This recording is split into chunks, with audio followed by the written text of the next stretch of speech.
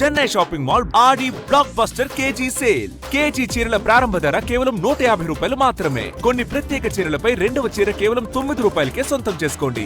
హైదరాబాద్ మహానగరంలో వేల కిలోమీటర్ల మేర విస్తరించిన తాగు మురుగునీటి పైప్లైన్ల శుద్ధికి అధునాతన సాంకేతికతను వినియోగిస్తున్నట్లు ఐటీ శాఖ మంత్రి శ్రీధర్బాబు తెలిపారు.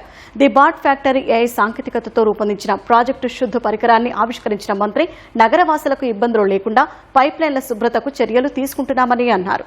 వర్షాకాలంలో రోడ్లపై నీరు నిలవకుండా ఉండేందుకు తోడ్పడుతుందని పేర్కొన్నారు.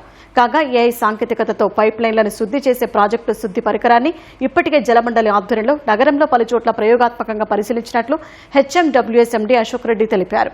వారంలో జీహెచ్ఎంసీ మురుగునీటి పైప్లైన్లలోనూ ప్రయోగాత్మకంగా పరిశీలించనున్నట్లు ప్రాజెక్టు శుద్ధి రూపకర్తలు వెల్లడించారు.